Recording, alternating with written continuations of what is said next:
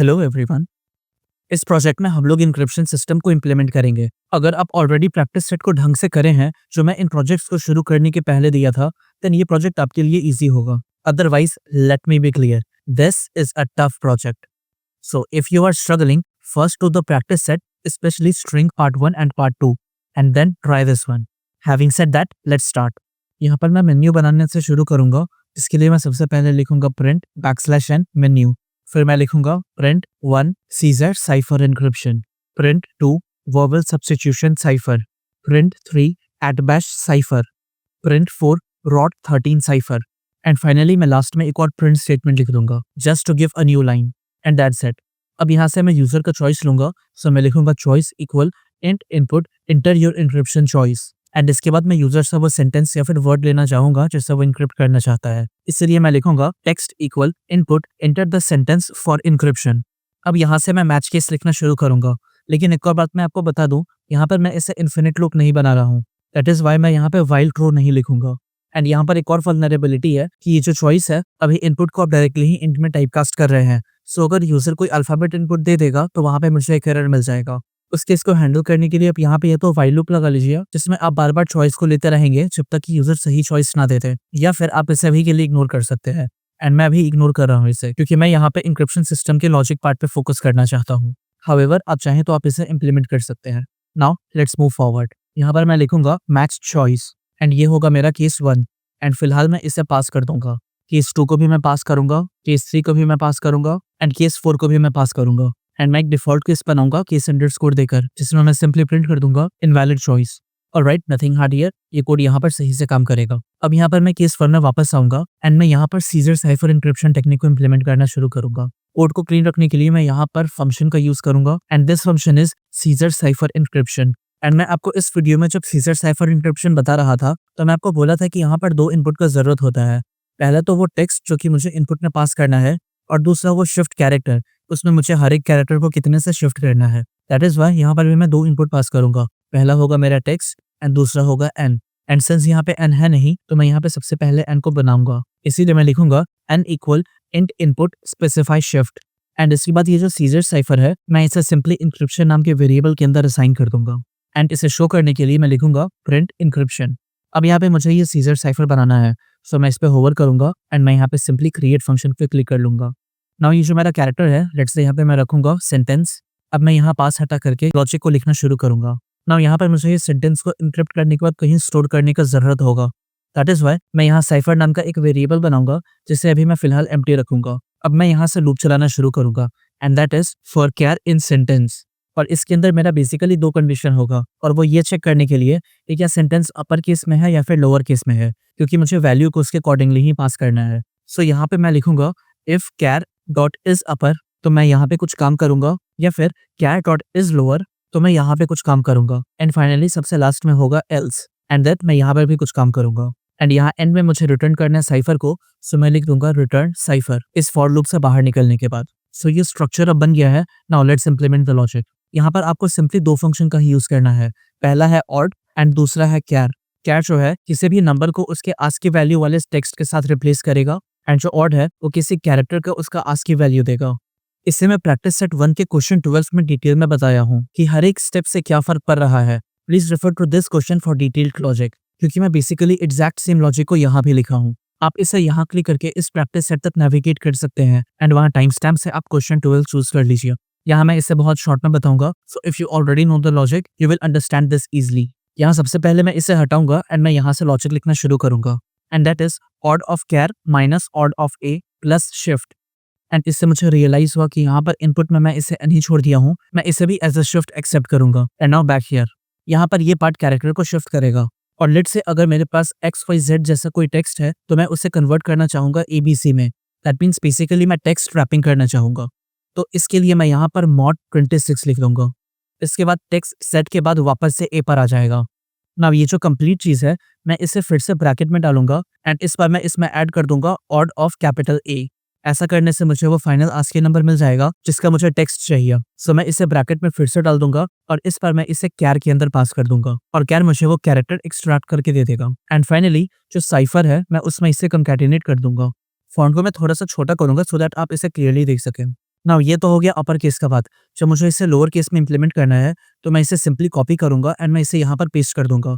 Only difference is कि यहाँ पे मैं कैपिटल ए के बजाय स्मॉल ए लिखूँगा एंड यहाँ भी मैं कैपिटल ए के बजाय स्मॉल ए लिखूँगा। That's it. एंड फाइनली यहाँ जो एल्स है, यहाँ पर मैं सिंपली काम कर दूँगा, मैं साइफर प्लस इक्वल कैर लिख दूँगा। इससे ये होगा कि जो भी स्पेस है या फिर जो नंबर है या कोई स्पेशल कैरेक्टर है, वो अनचेंज रहेगा, उसमें कोई इम्पैक्ट नहीं आएगा। So this is the entire logic. मैं इसे एग्जीक्यूट करके आपको दिखाता हूँ। लेट्स से यहाँ पे मैं यूजर चॉइस दिया हूँ 1 एंड इस पर मेरा सेंटेंस है। मैं सेंटेंस नहीं, इनफैक्ट मैं वर्ड दूंगा टेस्ट करने के लिए ABC और इसे मैं शिफ्ट करना चाहूंगा 3 के पोजीशन से। तो आउटपुट में मुझे DEF मिल गया है। लेट्स से मैं यहाँ पे इसे दोबारा से एग्जीक्यूट करा, मैं 1 चूज करा, बट इस बार मैं XYZ लिखा हूँ और इसे मैं इस बार 3 के पोजीशन से शिफ्ट करना चाहता हूँ, तो इसका आउटपुट मुझे अब ABC मिल गया है। सो दैट मीन्स हमारा सीजर साइफर इंक्रिप्शन सही से काम कर रहा है। We can implement next encryption technique and यहाँ पर उसे मेन्यू में देखूं तो वो है vowel substitution cipher which is case 2। So let's implement that.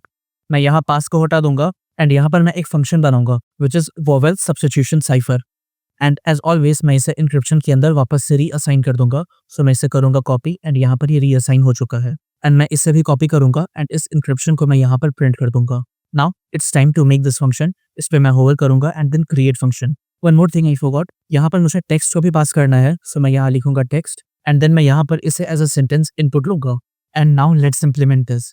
चूंकि यहाँ पे मुझे वॉवल चाहिए, तो सबसे पहले मैं एक वॉवल्स नाम का वेरिएबल बनाऊंगा जिसके अंदर मैं सारे वॉवल्स को ऐड कर दूंगा in both lower case and upper case and फिर से मैं एक नया स्ट्रिंग बनाऊंगा and that is encoded sentence and ये ब्लैंक रहेगा। ये इक्विवेलेंट है इस साइफर नाम के वेरिएबल के, बट मैं इसे थोड़ा सा फैंसी रखना चाहता था, इसलिए मैं यहाँ पे इनकोडेड सेंटेंस लिखा हूँ बस, और कोई और लॉजिक नहीं है। नाउ यहाँ पे भी मुझे हर एक कैरेक्टर का एक्सेस चाहिए, सो मैं लूप चलाऊंगा for char in sentence and यहाँ पर मैं चेक करूंगा कि अगर ये कैर वॉवल में है तो मैं यहाँ पे हर एक वॉवल को रैंडमली एक नंबर से रिप्लेस कर दूंगा एंड यहाँ पे ये नंबर कोई फिक्स नंबर नहीं है, ये नंबर रैंडम रहेगा एंड इसका एक रेंज होगा एंड रेंज इज 0 to 9 और इस 0 से 9 के बीच में मैं कोई सा भी नंबर रख सकता हूँ यहाँ पर। इसके लिए आप रैंडम मॉड्यूल का यूज कर सकते हैं एंड स्पेसिफिकली random.randint, क्योंकि आप इसके अंदर स्पेसिफाई कर सकते हैं वो रेंज जिससे आपको वैल्यू पिक करना है और वो रैंडमली उसी रेंज से कोई ना कोई वैल्यू को पिक करेगा। सो मैं इसके लिए कुछ ऐसा लिख सकता हूँ, मैं लिखूंगा रैंडम एंड यहाँ पर ये मॉड्यूल इंपोर्ट हो जाएगा। आप यहाँ पर आकर के ओके ये इंपोर्ट नहीं हुआ है, मैं इसे मैनुअली इंपोर्ट कर लूंगा।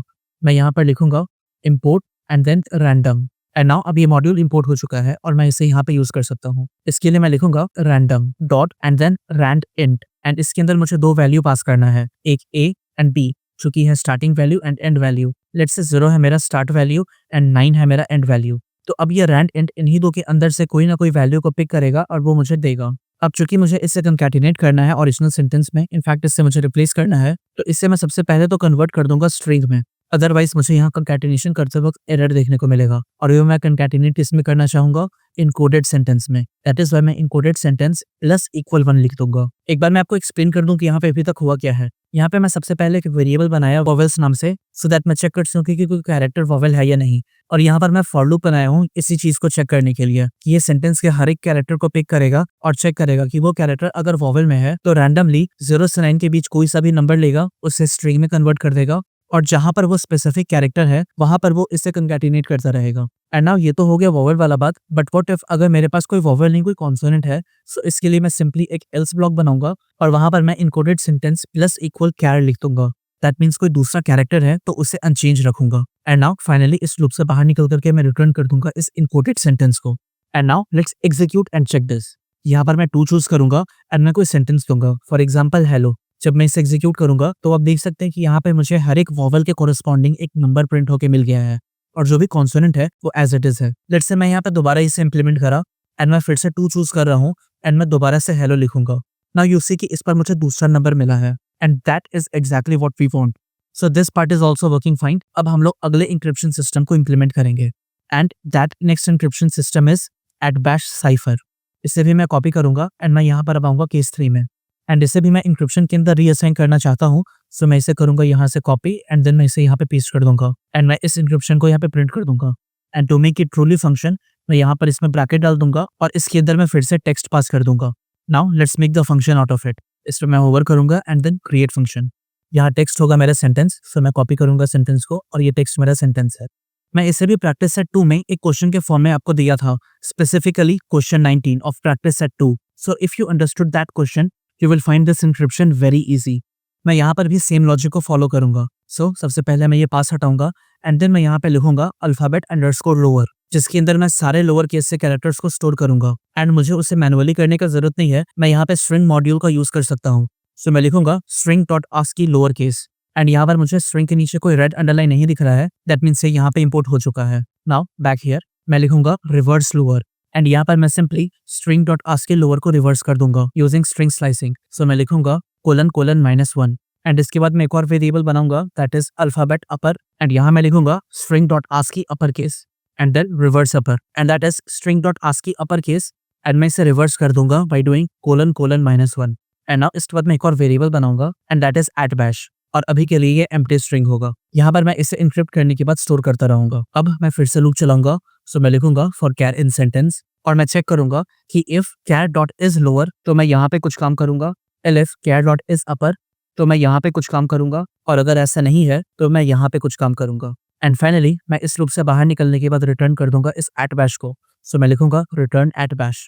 Now back here and let's implement the logic. और जैसा मैं बताया था मैं क्वेश्चन 19 के ही एग्जैक्ट लॉजिक को भी यहाँ इंप्लीमेंट करूंगा। सो यहाँ सबसे पहले मुझे इंडेक्स चाहिए होगा, तो मैं एक इंडेक्स नाम का वेरिएबल बनाऊंगा and that will store alphabet lower dot index of char and अब मुझे रिवर्स लोअर में से स्पेसिफिकली इंडेक्स पोजीशन का कैरेक्टर चाहिए। सो मैं लिखूंगा reverse lower and then bracket में मैं डाल दूंगा इस इंडेक्स को। इस तरह से मैं वो स्पेसिफिक कैरेक्टर को एक्सट्रैक्ट कर पाऊंगा एंड फाइनली अब मैं इसे @bash में कॉन्कैटिनेट कर दूंगा। एग्जैक्ट सेम काम करूंगा मैं अपर केस के साथ भी। सो मैं इसे सिंपली कॉपी करूंगा एंड यहाँ पास की जगह पे मैं इसे पेस्ट कर दूंगा। ओनली डिफरेंसेस इस पर ये अल्फाबेट लोअर के बजाय अल्फाबेट अपर होगा एंड यहाँ भी रिवर्स लोअर के बजाय रिवर्स अपर होगा। That's it. एंड फाइनली अगर ये लोअर या अपर के अलावा कोई दूसरा कैरेक्टर हो गया, फॉर एग्जाम्पल कोई स्पेस या कोई नंबर एटसेट्रा एनीथिंग, तो मैं यहाँ पे @bash में सिंपली उस कैरेक्टर को ऐड कर दूंगा। सो मैं लिखूंगा @bash प्लस इक्वल कैर। अब यहाँ पर ये @bash लॉजिक कंप्लीट हो गया है, मैं इसे एग्जीक्यूट करूंगा and now let's test this. मैं यहाँ पे 3 लिखूंगा एंड लेट्स से इस पर मेरा सेंटेंस इनफैक्ट मेरा वर्ड है ABC, तो इसका आउटपुट मुझे ZYX मिल गया है। So that means this code is also working perfectly fine. अब हम लोग आखिरी इंक्रिप्शन सिस्टम को इम्प्लीमेंट कर सकते हैं and that is ROT13 cipher.